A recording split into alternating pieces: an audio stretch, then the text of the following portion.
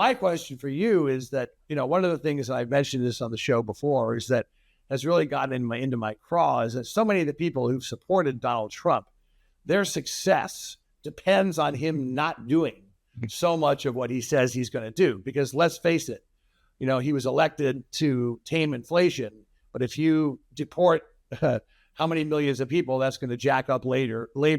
If you put on tariffs, that's going to jack up prices.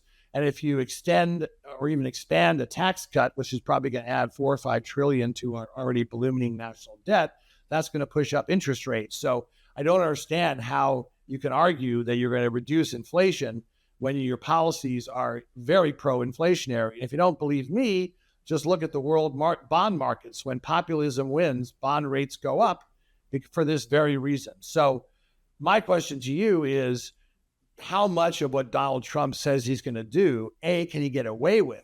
Because I think he wants to satisfy the base, but he is transactional, and he does care about the economy. He does care about the stock market.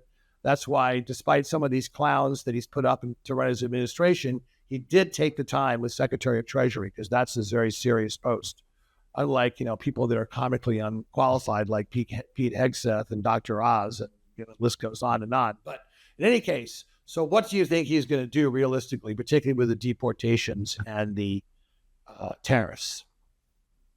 Well, they've said publicly for the deportations, they're going to focus first on those with criminal records, which is less than 1 million people, as I understand it, but very important priority, get them out, and then focus on the people who have been, it's about 1.4 million people who have had their cases denied to stay here, and they'll prioritize those as well.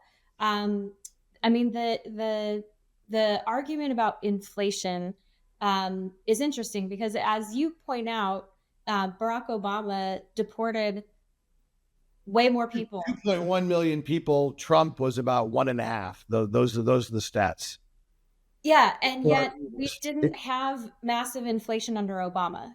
And so I don't really buy that argument. I think a lot of when you're looking at the 2.1 million people over 8 years, as opposed to 11 million people in 2 years, is what he's talking about. Come on, Carrie, there's a hell of a difference. Well, I think he's gonna do as much as he can. But when you're talking about, you mentioned the wealthy people who put him in office. So if you're talking about tech CEOs, they're not. Yeah, there's a huge argument about H-1B visas. That's where there's already been a split. Yeah, well, and actually Trump came in support of Elon Musk.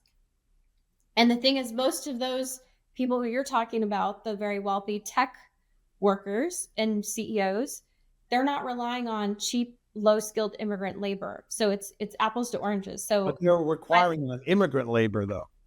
Well, the immigrant labor. I never said cheap, low-price labor. I just said. No, but you said that the deportations. Trump's not here to deport legal immigrants, so it's not relevant for that. Yes, a lot of these people are working illegally, and also when you look at restaurants, when you look at agriculture, try getting a table, try buying strawberries. That's the sad thing, is we haven't had an immigration policy in this country because Republicans have liked the underpriced labor. Democrats have thought they were going to get the votes.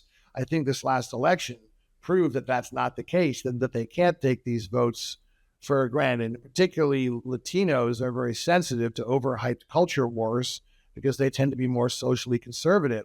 So that's one of the main reasons why you saw counties in Texas that have been blue for decades going for Trump. And so this is a huge warning sign for Democrats.